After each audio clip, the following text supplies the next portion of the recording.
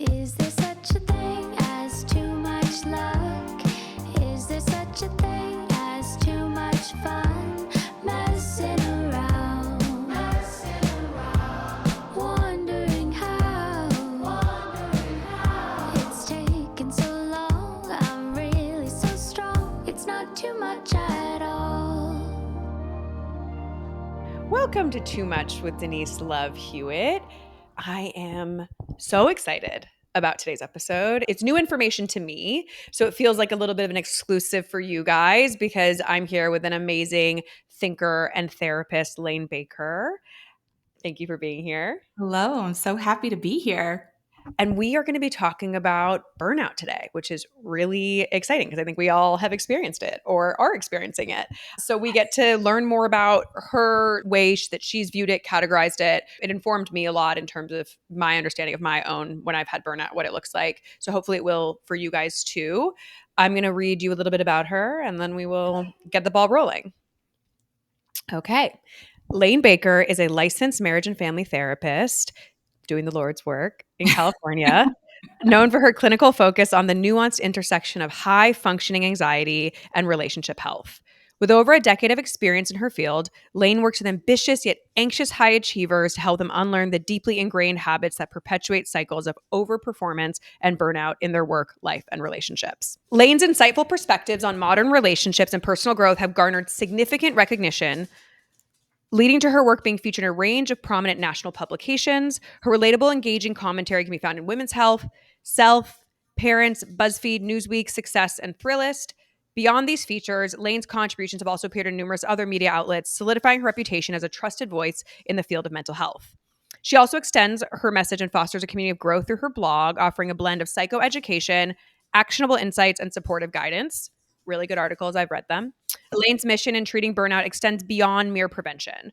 For Layne, burnout serves as a powerful, clear as crystal message that fundamental shifts are necessary to make way for greater personal evolution.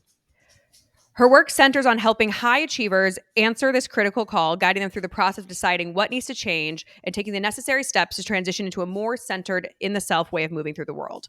One that cuts through the noise and taps into their inner wisdom and where personal value is not contingent upon earning gold stars. Thank you for being here and for the work that you do. Thank you for having me. And I will take 20 seconds to model for a moment here that if you are ever feeling a little imposter syndrome or questioning your wisdom, have somebody else read your life's work back to you.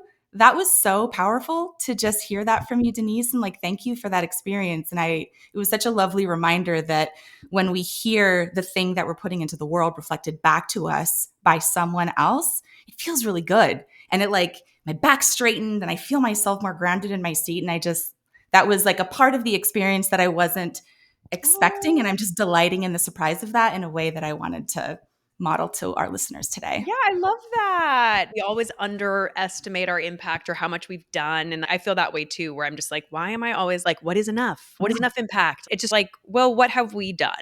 And Yeah. remind ourselves and be proud of it. And I'm very much in the world we live in. No one should be having imposter syndrome. I think it's very clear. Anyone can do anything these days. Yes. 100%. So I want to start at the very beginning. Tell us your definition of burnout. How would you describe it?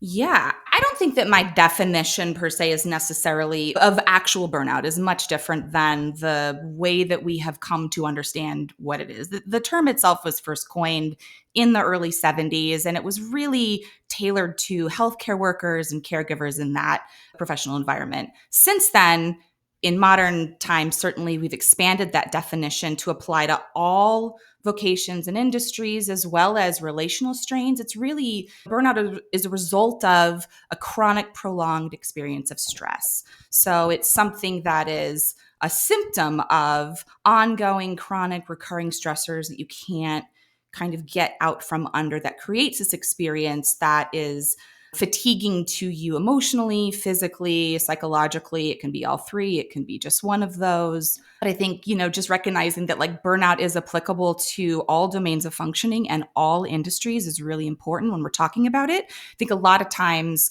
we get stuck thinking about burnout when it comes to work, But we can also look at burnout, how it applies to relationships, how it applies to our own like experience of ourself. And that's the key difference that I like to keep in part of the conversation when I'm talking with my own clients about their burnout experience. There's a lot of inputs. I always think about how growing up, my dad would come home at like 6, 7, or 8, and we'd have dinner as a family, and there was no cell phones. You just would wait for a phone call or go to work the next day, and then you deal with work the next day at work.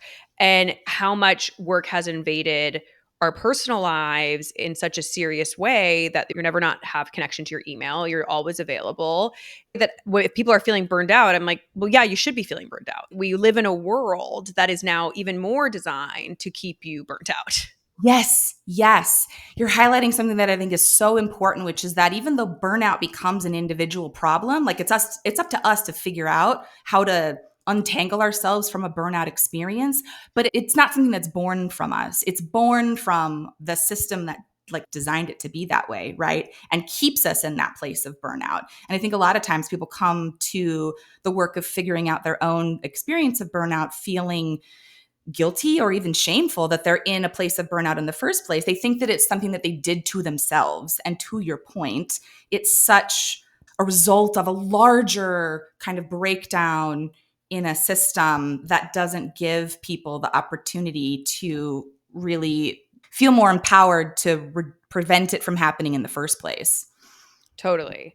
So you have a unique lens and classification that I'd love you to walk through the different types, how you've categorized and defined burnout for us. But you have some really just crazy astute, dialed understanding of this. Yeah. So, right. We're talking about the idea of burnout from neglect, burnout from being overburdened, and burnout from being underchallenged. Yes. Okay. And I really want to talk about the zone of excellence versus the zone of genius. Yes. Yes, yes, yes. So basically, the way that I see it when it comes to burnout, there's 3 subcategories that typically, especially when someone's come into the therapy space for support with this, I'm seeing 3 main subtypes of burnout show up. The first is the one that we're the most familiar with as a society, and it's the one that's the most linked to the workplace, right? Which is overburdened burnout. So that's the type where the Slack messages never end. You have an inbox that's always full. Your manager's always piling more on your plate. Maybe you're also a high achiever, so you're the go-to person for everything, stuff that isn't even a part of the core functioning of your job. We also know that statistically we're moving more and more into an infinite work day. People can't seem to get away from their work. They're starting their day at 6 a.m. and then they've got a day full of meetings, and then they're ending their day going back into their computers after putting their kids to bed or what have you. So overburdened burnout is the type that we typically talk about the most when we're looking at burnout. But there's 2 other types that also show up. The second one is neglect, which is a burnout that comes from actually not having enough oversight and guidance and coaching in your life and work. So this is coming from folks that are thrown to the fire with very little oversight from their managers, or maybe their manager, there's like a revolving door and they don't have someone who's in a guiding kind of coaching and mentor place for them long enough in their career at whatever particular company to help them on their path to promo or to get to the next level. So they feel a little lost and they get really overwhelmed and really overstimulated by the lack of oversight, right? We know what a micromanager feels like, but then there's also the just missing or the lack of manager that can also lead to a burnout experience where someone feels like they're supposed to be doing something, but they don't really know how to do it. And they also don't know who to talk to get more support around how to do those things. Can you also experience burnout by neglect if you're in a relationship in which you're giving a lot and the person isn't, or in a family environment? Does that apply there? Yes, 100%. I think that relationships require a symbiotic experience, right? Like we want to be feeling like there's a flow of give and take and a flow of investment and attention and intention in the connections that we're building with someone, whether it's a friend or a romantic partner or a family member. And so the idea of neglect giving us a burnout experience in our relationships as well absolutely applies, because if we aren't getting enough input from a person that we're in relationship with, we're also going to feel lost in terms of how we show up to them, how we meet their needs, how we ask for them to meet ours. So 100%, absolutely. Okay, great. And now the third one. Yeah. So the third type of burnout, which is the type that walked through my door the most. And so as I was building my practice, a decade or so ago, you'll hear therapists say this sometimes, that like sometimes your specialty or your niche client finds you because it's the same person who just keeps walking through the door. And for me, that was folks who were under challenged in their burnout. So these are people that typically identify as high achievers or high performers. Maybe they have a flavor of anxiety that goes along with that. They tend to overperform, overfunction, over everything, right? Because they can. And that ability tends to get exploited in a way by others. And so what that leads to is them sort of getting stuck in this place of being under challenged, and that they're doing work that they're good at, right? They're almost too good at it. They sail through tasks. And so because of that, or they sail through an experience of relationship. And so because of that, they just continue to get overloaded with more and more of these things that they can do really well, but don't necessarily fire them up or light them up in a way that taps into their higher wisdom. So they're really under challenged. They're really deflated in their work, and they don't understand why, because they're like, on paper, things are going really well. Maybe I've even just received a promotion, right? Maybe my relationship is feeling really good, or whatever the case might be, but something is missing. The problem here too is that there's also an experience of being overburdened on top of being under challenged. And that is a double whammy that just leads to kind of an even more intense experience of burnout, because now not only am I under challenged and I don't feel like I'm really stretching into my zone of genius, which we'll get into in a minute here, but I'm also really weighed down by a lot of responsibilities and expectations from others, because I do really good at showing up to those things in a way that's keeping me stuck in this place as well. It's really confusing. And I've personally experienced this. Like the first third of my career was in something that I was fully in my zone of excellence and very much complimented and rewarded for. But I was feeling like I didn't want to go to work in the morning. I dreaded going to the office, and I had a corporate job. And I was also in this place where the way that the corporation was constructed, I was like, there's no efficiency. Everyone's leaving every day at 4 or 5 p.m. And like summer Fridays, I was also in my 20s where all I wanted to do was work like a crazy person. And now I'm like, okay, maybe that was normal and healthy. But at the time, I was like, no one's working. There's never enough to do. I'm always asking for more work, and they don't have enough for me to do. And I'm being promoted, and my shows are getting greenlit, and I'm being complimented. But I am feeling like something is missing. And it took probably losing that job. And then I had another stint as a TV producer till I started my company, that I was very confused because I did not know why, despite being really good at something, why I was constantly drained by it. You're very confused because I'm getting all this external validation and positive signaling, but yet I don't feel great. Yeah. Yeah. I mean, and that was a message that that got installed somewhere when you were young, right? Like we all get that message installed in some way that, oh, you found the thing that you're really good at. That's what you're supposed to do. Or if you get positive messaging externally that's letting you know that you're performing well, then this must be the thing that I need to keep doing, or I'm supposed to keep doing because I'm performing really well. And we almost feel bad that we don't feel better about the experience of excellence and the way that it's received externally.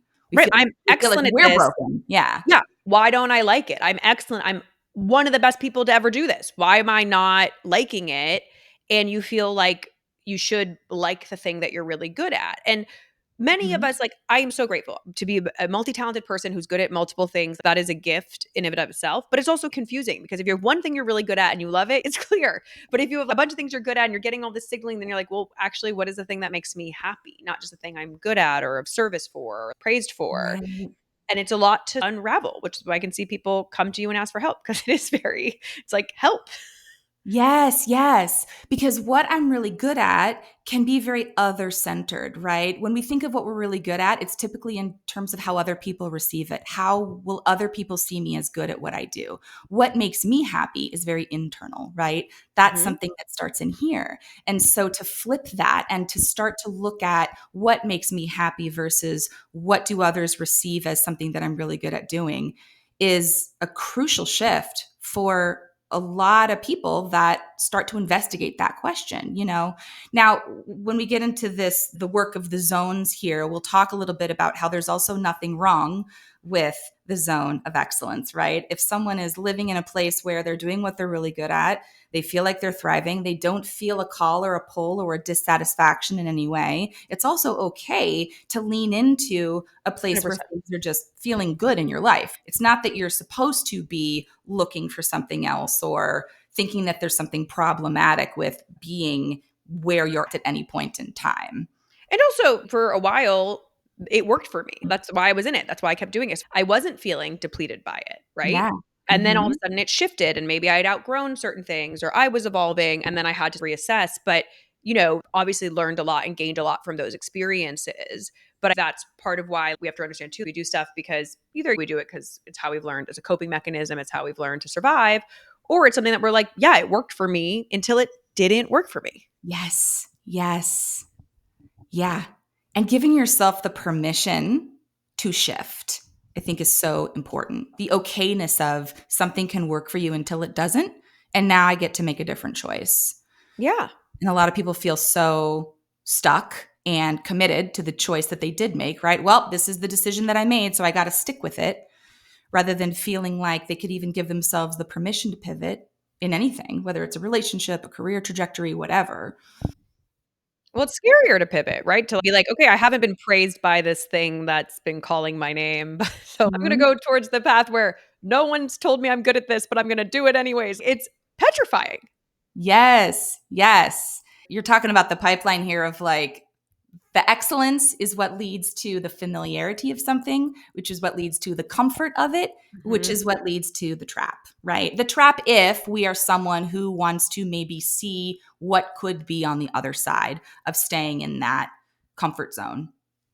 So will you walk us through your definition of the zone of excellence, the zone of genius, and we'll just go from there? Yes, I want to be crystal clear about the zones here. This is based off of the work of Gay Hendricks, who is an American psychologist who wrote a book called The Big Leap. So if anyone is interested in learning more about his formative work around the idea of these different zones of functioning, check out the book, because that's definitely the place where I pull this framework. And when I talk about it in my work with clients, sometimes they'll even want to pick up the book so we can book club it together to learn more about the structure that we're going to talk about here. So according to Hendricks in his book, The Big Leap, there's 4 zones that we tend to sit in when it comes to our activities, job performance, and we're going to look at this mostly in terms of professional functioning. So those are the zones of incompetence, the zones of competence, the zones of excellence, and then the zone of genius. So let's start with the bottom, because we're not going to talk too much today probably about the zones of incompetence and competence. This is more about the leap from your zone of excellence to your zone of genius. But it's important to recognize the 4 quadrants. So for the zone of incompetence, this is going to be the things that you just naturally aren't very good at. A lot of people can do these things better than you. And I'll take a second here to give a special message to my anxious high achievers or high performers who might be listening, that it's okay to have a zone of incompetence. And sometimes we can spend weeks in this work just accepting that we are incompetent at things. That a zone of incompetence does not mean, well, damn, there's all that I have to get good at somehow, right? But Yep. that we can accept and release that there's going to be things that we just naturally are not good at. And that is where we can start to look at, if our plate is overloaded, are there things that we can delegate? Are there things that we can outsource? So we actually like the zone of incompetence, because that's also where we can look at, like, if we're leaking time or spending too much time trying to learn a skill or do something that doesn't naturally sit in our sweet spot. From there, we move into the zone of competence, which is essentially the daily functioning things that we do that others can do just as well. So this might be simple stuff like responding to an email or setting up an outline for something, getting a deck together for a meeting. In your family life, that might be like me and my partner are pretty teamed up on how we plan the family calendar for the summer, whatever the case might be. The zone of excellence is where things start to get a little tricky, right? The zone of excellence is where we think, oh, that sounds like the place we want to be, right? That's where these are the things that we do extremely well. We do these tasks or activities better than other people. You can probably earn a really great living in your zone of excellence in a way that you just described, Denise, from your own backstory, right? And as we also highlighted, that excellence is what also leads to the familiarity and the comfort that can easily become a trap and kind of keep us stuck there. So in the book, The Big Leap, with Gay Hendricks and his work around this, he talks about if you're someone who's hungry for more, if you're someone who's feeling burnt out in your zone of excellence, meaning you're under challenged in your experience of your work, you're probably curious about your zone of genius. So the zone of genius is for people that feel like there's something more out there for them than what they're already doing. And that is essentially like the ultimate expression of your gifts and wisdom. It's the place where you experience flow, where time seems to stand still or melt away. It's the place where like the deep focus work is energizing and restorative to you. It maybe even creates an experience of eustress versus distress. Yeah. When we talk about stress, we don't often remember to qualify the two different types of stress, right? And so zone of genius work can create an experience of eustress, like euphoria, right? As opposed to distress. And so that is So wait, is eustress like the positive side of stress? I know that was like a little bit of like a little curve into a different conversation. I don't think I really understand what that means. So if I don't, they don't. Yeah. So eustress versus distress. Yeah. Stress is essentially the type of stress that is motivating. It helps you meet deadlines. It helps you get to work on time. It helps you drop your kids off at school. It helps you get that maid of honor speech ready for your best friend's wedding. It's the kind of stress that drives our motivation and our desire to experience success. So we don't want to throw all stress out. We actually want a little bit of eustress. It's eustress, eustress, right? What we don't want, or we want to reduce the risk of, is distress, which is what can lead us into an experience of burnout. So if you think of stress like a bell or a curve, eustress is what's helping us climb up the first side of the bell, the sweet spot being almost near the top before we tip over and start to slide down the other side. We want to live in a place of eustress where we feel really motivated and driven to get the stuff done in our life that we need to get done. We want to avoid tipping over and barreling down the other side of the bell as it drops, because that is distress that leads us to the risk of burnout and the potential impact that can have on mental health in terms of clinical diagnoses like depression or even anxiety in some situations as well. I'm happy we have a word for this, because I was just telling my friend the other day, I have a lot going on because I have a lot of different creative projects as an entrepreneur. And I was like, these days are really crazy, but it's good. I was telling her I have so much to do, but it's really good. I'm really grateful. And I didn't know there was a word to say that, no, I'm just like functioning in eustress. I'm in my happy place. It's a bit overwhelming. There's a lot of infrastructure. There's a lot of admin, but it's not bad or taking away from me. Yes. When we're in a place of eustress, we still feel really resourced, right? We don't feel like there is overwhelm, but it feels manageable, right? Yeah. We still feel like we're within our threshold. Literally what I said to her. My friend's like, sounds stressful. I was like, it's not stressful. It's fine. I can do it all. It's just a lot on the to-do list. Wow. Yeah, it's interesting how we got rid of those. It's been a million years since I last was in English class. So whatever that word is for the EU stress and then the DIS stress, right? Whatever that English language term for that is, right? We just lump it all into the experience of stress, not recognizing that there's a healthy experience of stress as well as a not so healthy experience of it. So even just my hope is that even being able to name it when it's happening for you can be really powerful and like, I'm going to use it all the time now. Yeah, like staying plugged into your experience. Yeah, I think that's great, because it's hard to explain to people. It's a lot, but I don't feel stressed out about it. I'm excited. I'm pumped. It's just a long to-do list.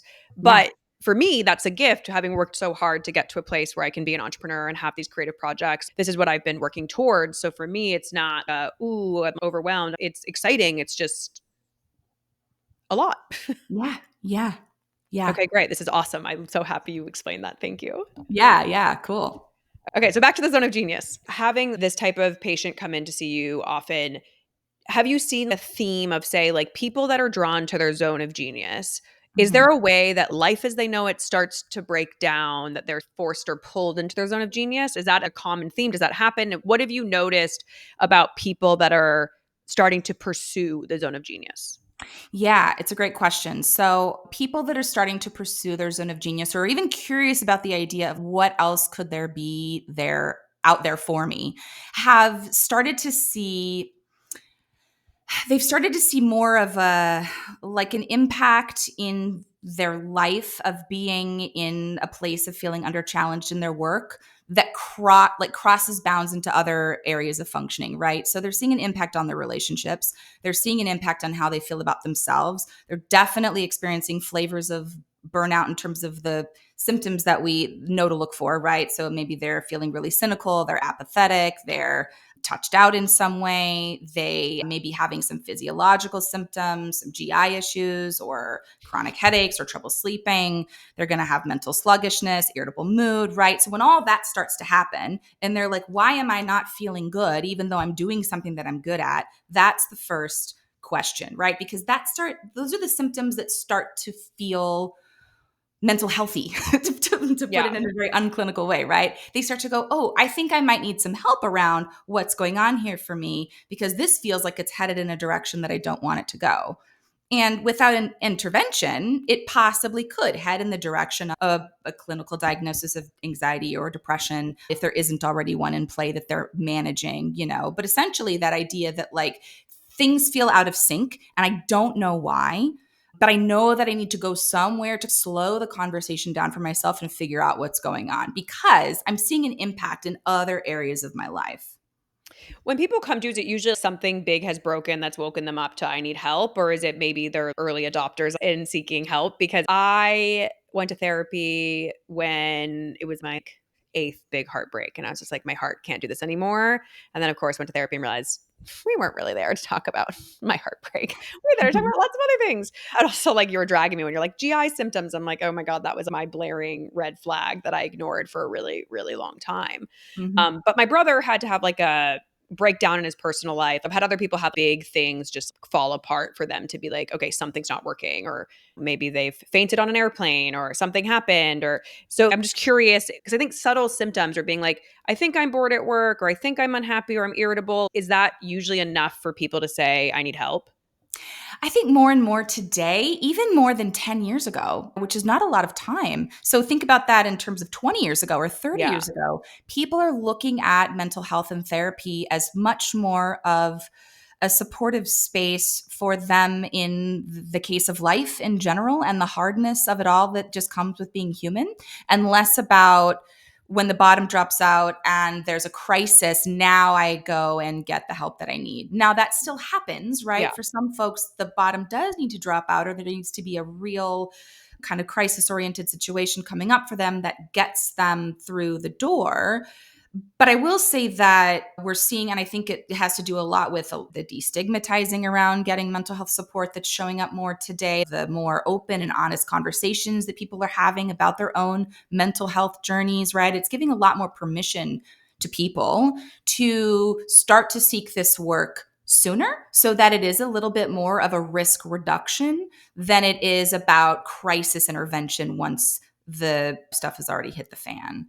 So it's a little bit of both to answer your question, but I'm really myself and my colleagues and everyone in the mental health industry are really excited to see people looking at this as a place to come to, not just when they feel like something is broken, but as a Mm. place that can also help them stay focused and centered on what's working really well in their life. What are the things they want to nurture and take care of, right? This is a space for personal growth as well. And yes, it's also where we treat DSM, serious clinical diagnoses, but it's also a place where you can come to discover how it is that you want to thrive in work, relationships.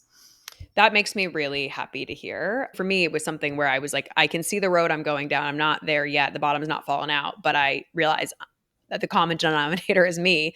So I went, Mhm. and it was arguably the best investment I've ever made in myself and so transformative. And I was blessed enough to find the right therapist very quickly, but it can totally change your life in such a meaningful way and how you grow. My therapist is retiring, but I go back to things she's taught me all the time. Like they're just such huge shifts in how I've been able to handle and manage whatever issues I accumulated along the way. Yeah, yeah. It's the same idea as when we were talking about eustress, or that idea of like manageable overwhelm, Yeah. right? Which is that like we're staying within the bounds of our ability to ebb and flow with whatever life throws at us without feeling like we're getting kicked too high or too low outside of our ability to tolerate those changes, you know? I like how you reference burnout is actually it's a signal of something needing to break through. It's Yeah. such a great way to think about it because so often when we're just, stuck or feeling frustrated, it feels so permanent and it feels like Mhm. nothing's ever going to change. Can you talk about that framework and how we can view it in a deeper way? Yeah, yeah. Burnout doesn't have to be a bad thing. And I think burnout has gotten a little bit of a bad rap in a way that I think anxiety gets a bad rap, right? Where people think that they come to therapy for anxiety and they think, how do I fix my anxiety? How do I get rid of it? And it's like, wait a minute. No, we like anxiety. That is what helps keep you connected to your primal desire to stay safe, right? So burnout is similar in that it isn't something that we just want to like get rid of altogether. We want to pay attention to when it's happening because it's a message that something needs to shift. And fortunately, unfortunately, when it comes to burnout, the thing that has to shift is you, right? Because the system ain't going to be doing any of the changes. The system is going to keep churning and is going to keep doling out a cycle of burnout one after the other. So the shift has to happen here. And when people come to the therapy space for support in working through or figuring out what has them burning out, whether it's happened once or 100 times over, we always stop. And the first thing we ask together is, okay, this burnout is trying to tell me something. And I'm just going to start with being open and curious to hearing its message. Mm. I'm not going to be afraid of it. I'm not going to say, hurry up and give me the tools to get rid of it. I'm going to start paying attention to the cues, what really kicks my burnout into hyperdrive. And I'm going to be really open and willing to receive those messages. And it starts there. It starts with your willingness to experience burnout from a place of something's trying to come through and tell you something rather than a sign that you're doing something wrong and you have to fix it. Just to give people an idea of what some of these cues can be, if they're listening to be like, maybe I'm feeling burnt out, but I don't know I'm feeling burnt out. I have a friend, she's very micromanaged at work, and that depletes Mhm. her energy source. She doesn't feel like she has enough autonomy to really flex her skill set. Okay, maybe that's an indicator that this may not end up being the right job for you if they don't take their hands off the wheel. Mhm. Or for me, a lot of it was just what was it? I mean, it was so many things. Sexism in the workplace. It was overworked, not having enough support, underpaid, all the rest of it, and realizing that a lot of my values were now clashing with the job that I thought I wanted. Mhm. And that was Mhm. a big one that I didn't until much later I didn't really realize it was at the core of it. It was a values question. Mhm. Um, but I think those are some of the signals that are making me like tapping on me. Maybe that doesn't have to be a horn in your ear, but tapping on my head that maybe something has to shift before it gets to a place where it's blaring. Yeah, you've just highlighted some really great ones. And I'm all about values centered work. So that is typically a first question that I like to ask as well, right? And sometimes people don't know. I think maybe a helpful way to answer your question is like, you might not know, you just might feel like something is off. And Yeah. that's enough of a signal to investigate, right? Mm. It's not like there's this perfect outline of box checking that goes, yep, okay, I'm feeling under challenged or I'm feeling burnt out. That means that I need to go explore this further, right? It's probably going to start with a gut feeling that something's out of alignment. And so it's your job, whether it's in the therapy space or in a journaling practice or talking to a trusted loved one or a friend, it's your job to start to ask more questions around what that thing is that feels out of alignment. And when you come back to your values, and I love that you brought that up, Denise, because that is definitely something that is so foundational in this work.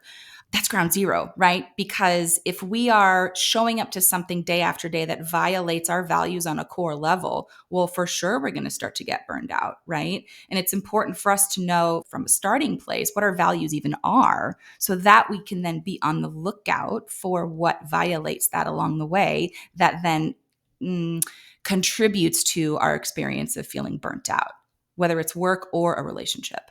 Yeah. Even as I've done more and more freelance over the past years as a creative, I've just started to realize I'll be doing a freelance job and I'm like, the culture of this company does not resonate with me. I will Mhm. complete the job, but I will never work with that company again because we are Mhm. having a different conversation or we show up in the world differently. I will say, when you get more tuned in, it also can be hard because you're less flexible in terms of doing something to make you money in the way that maybe you were more flexible before, willing to override those instincts. The good part of getting clear is you have more inner peace. And the wrong opportunities are falling away, right? The right opportunities Mhm. remain. But it is something where you have to realize, like, yeah, my compass has shifted, which Mhm. then I've severed off a lot of things that just aren't going to work for me. Mhm. Mhm.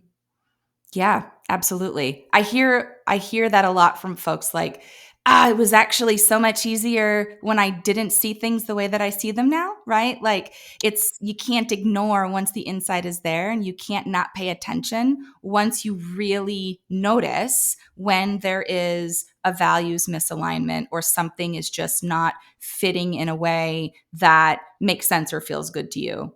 Of course it's a lot easier when we don't have to pay attention to that, but we Yeah. can't unsee it once we see it. Here's where I also want to be really thoughtful around this piece of the conversation, because I think that like there are also situations where you can't make a different choice. Yep. Maybe it's that your industry, it's a really rough time in the job Yep. market, which we can say for most industries right now. Yep. Or you can't ask for intervention with your manager to get them to manage you differently, or you don't feel psychologically safe to assert your needs or set boundaries with your team, right? You might feel really stuck or limited in your ability to act on the insight once you see it.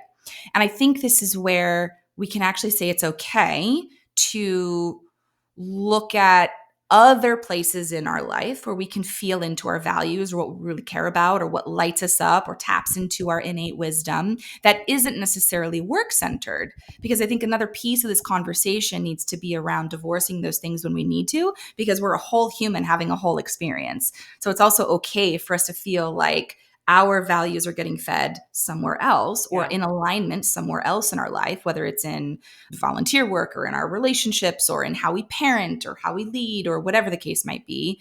That is still meaningful, even if it isn't like perfectly Right. lasered in our work life as well. We got to pull those things apart Yeah. if Well, it helps us survive the thing that we have a lot of limitations around changing. Well, you anticipated my next thing, which is I think about kids graduating college today. It's a very hard job market to come into in general. And then now you have AI. And so a lot of these entry level jobs are starting to shift and it's hard to make a living. And so for them, if you're working 3 jobs trying to get by, you're in this surviving state, you are burnt out, you're barely making ends meet. Is there anything we can say that they can do to support themselves in those moments, or the people that are struggling? If there's no way to change the job or financial circumstance right now, I guess, I don't know if there's like a nervous system exercise or something we can give people that would make sense to support them in something that they can't fully shift today. Yes, absolutely. And this is where coming back to your body is going to be super important. But before we even get there, I want to start with the idea that reminding yourself that no state is fixed, everything is always changing, and this too will shift. You Yes. know, and even though, oh man, I say this on repeat and I remind myself of it a lot as well, that even though we don't have a promise of when things will change, we do have the inevitability that it will. Yes. And I don't have to know exactly what it looks like or when it happens or how I get there, but I do trust, and that's the definition of faith, right? To be certain of something that you cannot see, right? So I have faith and I have hope and I have resources and support and ways to get myself through this really sticky moment, but no state is ever fixed and this will shift. So we start from that place of just remembering that we're here right now and that's all it is. It's just right now. And when Yeah. it comes to the here and now, your body is your best support. So it might sound trite and it might sound like, okay, this is what we hear all the time, but we hear it all the time because it works. So things like making sure that you get outside and like feel the sun on your face. If you have a dog, take them for a walk. If you're at an office, get outside on your lunch break. Take bio breaks. My goodness, like don't eat at your desk if you can avoid it at all. And that includes whether you're working from home or you're working from an office. Make sure that you use the restroom when your body is giving you the cue to use the restroom. How many people sit through a whole meeting not taking care of themselves because they're like, I just have to keep going from one thing to the next? We're looking for little things like that give you a little bit more breath, a little bit more space. It's not going to look like these large sweeping changes that you can make to revolutionize your experience of your day that reduces the impact of burnout. It's going to be the little tiny things that you can do, right? Like one of my favorite quotes of all time is, a drop of water carves a rock. And Yeah. that's exactly what we're doing. We want to see what little steps we can take to really get back into the grounded sense in our body, a really regulated experience of our nervous system. And that comes through just being really mindful about where it is in time and space. I love that about the water and the stone. Yeah, yeah. That's beautiful. I heard that in grad school and it stuck with me, like a drop of water carves a rock. Yeah, it's true. If we're talking about like a body of work or a life of work or where we want to be, it takes us a while to master ourselves to get to a place. I mean, if we ever master ourselves, but you know what I mean, where it's like we're constantly iterating and trying to make ourselves show up better and be better. And I think being patient with that, because that was like one of my sort of initial frustrations in therapy, was I was just like, okay, I'm also, high achiever. So I'm doing the work. I'm focused. I'm getting it done. What's Yeah. changing? Is anything changing? I'm still dating the same type of guy. What's going on? And then over time, I'm like, it shifts. It works. It's just not immediate gratification. And that's Yes. something in our culture that's harder for us to understand. 100%, 100%. And I think that applies to this, like, deeper shift out of zone of excellence and into zone of genius work as well. It's not going to necessarily be this aha, clouds part, split moment where all of a sudden you're operating in your zone of genius full throttle. Even in my own life, I feel like there are times where I'm really like just locked and loaded in genius work and I feel in such a state of flow. And then there are times where I feel like I'm sitting back in a zone of excellence or even competency. And so, the doors are revolving and we kind of like swing through them in Yeah. pursuit of sitting in our zone of genius more and more, if that's something Yes. that we want. But the expectation that we just get there and stay there is where people then they start to really criticize and be hard on themselves, or they think they aren't doing it right. Again, that like perfectionist, high performer, high achiever kind of mindset. Like, oh, I wasn't able to stay there, so I must be doing something wrong. I said yes to that thing that I didn't really want to say yes to, which has me just doing zone of excellence work, even though I'd rather be focusing on this other project. I guess I'm not good at zone of geniusing. And the Yeah. truth is, we're going to ebb and flow between those zones, with the hope being that we sit more and more in the space where we desire to sit. It's a really good distinction because I'm going to make a comp, but it's almost like our flow state is not sustainable. Like flow state is we capture it. It's this fleeting, beautiful moment of like interdependence. And we are just in this gorgeous zone that you're just super content and super present. But it's not something we can be in 24/7. And the same thing, we can't be in euphoria 24/7. Like Right. we need happiness and joy, like all these other spectrum of emotions that fall into it. And I think the goal is you want to feel like you're living in your purpose, but it's not always going to be the zone of genius. It's going to be, okay, in the moments where I'm not in that flow euphoric state, I know that I'm living in my purpose. So I Yes. feel of service. Yes. Yes. And we're in I that love eustress. that. We're in the eustress space. Eustress. Yes. I mean, Yeah. when you think of flow, well, when I think of flow, I picture a body of water, right? And Mhm. so if a body of water is only ever surging forward, is only ever in flow, well, that becomes a tsunami. That becomes Right. something that floods everything out, right? We need the ebb in order to support the flow.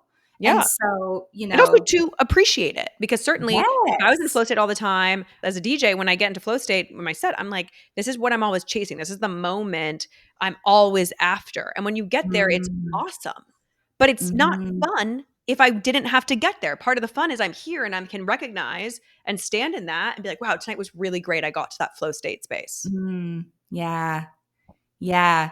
So would you say that when that happens for you with this framework that we're talking about today, are you like, man, that is my delicious like genius work. Like that is where I feel this kind of pinnacle of my innate like gifts and wisdom and where I love to be in time and space, and like all of that kind of converges in an experience of that. Maybe not all of the time, but at least some No, of it's an interesting, because I think of it as DJing for me is my catharsis. It's my release. it. It's a counterpoint to the work that I do around, like, my startup was around gender inequity and systemic inequity and racial inequity, and then and entertainment. And then now I'm do this podcast, and I volunteer in prisons, and I'm writing a book and all that other work that's more, I guess, cerebral. And I'm thinking about these things hopefully in a very meaningful way. So change work is how I think about it. Is I'm trying to help us get to a place where people are kinder, happier, feel more connected, feel seen, feel heard. And that is a different part of the brain. So when I DJ and I hit flow state, I think it is the closest I will ever feel to God. I don't know how to explain it. I'm like, this is what Ooh. God must feel like. You're just like, this Yeah. rocks. It's amazing. But it almost feels like it'd be almost like if I was on drugs. I don't want that all the time. It's Mhm. too potent. It's too interdependent. Like you're just like I don't have a very, obviously I don't have the language to describe what it actually feels like. That's about as close Yeah. as I can get. So I Yeah. think it's hard because I actually think it's a feature of my purpose, but I don't think it's my whole purpose. And so what I've been working on in my career is converging all the things that I think I'm here to do and making them work together. Yeah. And that's been a big challenge, which is I speak at conferences, which I also feel in that space very flow adjacent and excited Mhm. and purposeful. Mhm. But what's hard for me is DJing is joyful, but I have all these things I want to say. And so I need this counterpoint of a space to do that, that sometimes is flow state, like when I'm writing and I hit that flow state in writing, but other times is rigorous. It's cerebral. It's brain fatiguing in a eustress way, in a great way. But I Mhm. don't think I would want to always live in that space because it's almost like it just feels unsustainable or like too good, too juicy. I get it and I love when I get it, but I don't need it all the time. Yeah, yeah. I really love what you just said about looking at how you can like that purpose can be prismatic, right? And it can like it comes together from a lot of different places. It isn't this singular kind of focal point. And again, I think that all the things we're talking about today, right? The system and hustle culture and the idea that we conflate like our purpose and our meaning as a human with the work that we do. We think like, Yeah. okay, there's this one singular way that I engage with my sense of purpose, my experience of flow, my zone of genius. And Yeah. sometimes that can come from a lot of different places combined, which just gives us a richer experience of purpose across the board, which who wouldn't want that? That sounds amazing. I love how you answered that question and talked about, yeah, I rub up against that idea of what my genius looks like in that place, but I also don't want to stay there indefinitely. And I tap into it in other ways as well in some of the other work that I know that I'm here to do. I would love it to be singular. I mean, that's been one of the resistance points is how do I explain that I do all these things and all these things give me deep joy and they give me deep purpose. Like one Mhm. alone singularly would actually not fill me up in the way that I need to be filled. But I envy Mhm. people who are like, yeah, my life's work is I'm a chef and I love it and I get everything I need out of that. And I'm like, that's awesome. That is so awesome.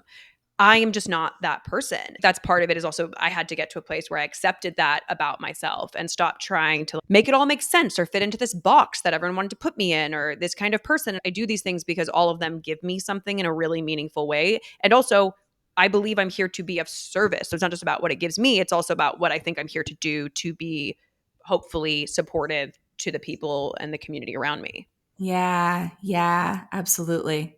That surrender to meeting yourself in the way that you're designed rather than having an expectation that you fit some other framework or structure, I think is so powerful. And I think part of what the work is that we're talking about here today was like really recognizing like, okay, what is already in play about the way that I move through the world or the way that I function, whether it's in work or relationships, that I am like really excited about, that feels really good, that are things that I don't see them as problematic and I don't want to change them, right? Looking for the strengths and what's working really well is such an important place to start when we're also looking at what it is that we want to be shifting. And so even recognizing, oh, I'm someone who isn't wired to have a singular focus or a singular purpose, if I like wonderfully surrender to that, what else opens up for me in terms of then where I can put my time and energy? Because a lot more opens up once we start trying to get ourselves to be operating in a different way. Yeah. The good thing about living in my zone of excellence for a very long time was that when I decided to pursue my zone of genius in a more meaningful way, which is a lot of my speaking work and writing work, but I've been DJing all the way through. Like that was always an outlet in my life as I was figuring all of this out. Yeah. But when I made the full-time transition to be a creative, I knew I had this zone of excellence to fall back on as a skill that I could be paid for. And so the Mhm. good thing about that was that it made the leap a little less scary because I was like, worst push comes to shove, I can always go back to this place. Yeah. And that was Mhm. really comforting for me because I was like, I think I'm going to regret it if I don't at least try. And it took Mhm. me until my mid 30s to really try because I had a lot of fear around financial security and other things that I was not ready to be. I did never wanted to be a starving artist. That was not going to be my path. And so that was something that I knew was true for me, which is why I didn't take the leap in my early 20s because I was Mhm. had a very intense scarcity wound. And Mhm. so that shifted. That's one of the things that I tell people now. I'm like, well, worst case, you go back and do the thing. Yeah. But are you going to regret it at 80 that you didn't try? If you're feeling called to try? Right. Right. And it takes some juggling and some obviously logistical and infrastructure work to figure out how to make that transition. It definitely for me, it's still not a straight line, but I'm less irritable now. Let's just put it that way. I'm a better person. And you recognize that like you have choice, right? You have agency. You have the ability to decide, okay, I think it's time for me to have a season doing more zone of excellence work because of the way that resources me in different ways that I need right now. Again, that idea that no state is ever fixed. I can choose and be really deliberate about what kind of work I do when that's what I need. I had a friend who described her zone of excellence work as the chop wood, carry water. Oh, amazing. It's Yeah. like there are seasons in my life where I just got to chop wood and carry water, and I'm going to do that. And then once I've chopped the wood and carried the water, I can then go back into some genius work because the water is there, the wood is ready. Yep. And I love that image as well, that we can use our zone of excellence as a way to support our zone of genius, that these don't live in a vacuum. And it's not that once you've made the decision to move from one to the next, that the other can't be supportive to you. And conversely, right, to your point, your opportunity to DJ along the way of building other things allowed you to tap into that ultimate close to God experience in a way that supported you with the more cerebral Yep. elbow grease type stuff that you were doing at the same time. So they work in tandem and they work together in a way that I think is also really important to recognize. No, when I was building my startup and not not succeeding, my friend told me, she was like, well, it's really good that you're DJing and that you're getting so validated in this other part of your life because it's really hard to give your all to something like a startup and not feel any sort of validation or Mhm. traction in the way that you wanted. And so she's Mhm. like, you're just lucky you had this other thing. And at the time I was like, yeah, I guess. But then I was like, you know what? She's right. Because I think if I didn't have that other thing, I probably would have thrown in the towel earlier because I had something that was giving me life force energy or was showing me that I mattered and I was talented while I was experiencing extreme rejection on this other side of my career. Careers are so weird. They're so hard to, I think, in these days to understand because all of it's so volatile and there's very little job security and you're following the opportunity that presents themselves to you at the time. And obviously you're making some choices along the way as well. But a lot of it is like, what jobs am I being offered? And so sometimes you're just like, I'm just doing the thing I have to do to get by because that's what it is right now. Or I have friends that Mhm. had a failed startup and then I'm just like, take a job that gets you breath, like chop wood, carry water. Take the job that gives you brain space again. Yeah, yeah, exactly. And when we're coming back to your question of like how people can resource themselves through a season of burnout when they don't get a different choice, right? When they're the person entering the job market post grad, they have to have three jobs to make ends meet, to live in the city, whatever the case might be. This idea of looking at other ways to give yourself that, I guess, that ability to just enjoy the experience of yourself and of your genius in a way that isn't tethered to your work is like another tool, right? So whether that's for some people that might be a hobby they pick up, for some people that might be the way they get into nature, for some people that might be volunteering at a dog shelter, I Right. don't know. But this idea of saying, okay, of the time that isn't committed to my work, how can I pour into my relationships and my other interests that maybe help me brush up against a higher experience of myself in a way that feels really good. And maybe I can't do it all of the time, but maybe I can do it a little bit of the time in a way that then helps resource me when I'm going through the things that I have a lot more limitations around changing right now. My sister's a nurse, so we talk a lot about compassion fatigue. And for her, Mm-hmm. her dog is a big outlet. It's her Mm-hmm. place to get that life force energy and the juice to deal with what is a grueling, grueling day to day. Yeah. Yeah. This was so awesome. And I feel like I've learned so much. I have new vocabulary, I have new language. I'm coming out with this is so great. So I think people are also going to be blown away and super excited. I am so grateful for you taking the time. And I love the language you use. And it's so beautiful. And I'm going to keep being like, purpose is prismatic. You've given me so many gorgeous takeaways. Oh, I'm so glad to hear that. I love that like we even talked about things that I didn't know that we were going to talk about, right? That's just the nature of dropping into a conversation based in curiosity and just going with the flow of where it takes you. And even the distinction between eustress and distress, I'm so glad that's going to get out to your audience Yeah. because that is, man, I've Life changing. a torch that I carry is like helping people know that there's a difference there. No, I think all the language really, whether it's just words to emotions. I just did a workshop with my friend on the science of joy, and we were talking how joy is Mhm. actually classified as only when you're in relational experiences. Joy is not a singular experience. And so that Yeah. was really helpful to understand that in your brain, the way that it codes is actually in relation. So when we think of joy, Mhm. we think of actually happiness, contentment. We don't realize that joy is only in this dynamic. And so, Mhm. or whatever, with someone else. These are really good clarifiers for us to understand what's happening with us, how to express it, how to communicate it. And I hope that we've given people some great tools today. And at the very minimum, I hope people look up your work. And I can't wait to see what else you do. Thank you so much, Denise. This has been so awesome. The highlight of my week or the month, even without question. And I've just really enjoyed being here in conversation with you today. Thank you so much for listening. If you do like listening, it would mean the world to us if you could subscribe or review the podcast anywhere that you watch or listen to the podcast. It really helps with the algorithm to share this with the world. I want to give a special thank you to young Spielberg and Sarah Yarkin for their beautiful work on our opening jingle, Dana Boulos for her help with the beautiful art, and to all of you for tuning in and keeping this dream alive. If you want to hear certain topics or from certain guests, please feel free to email us. We really, really want to hear from you and see how we can best support you.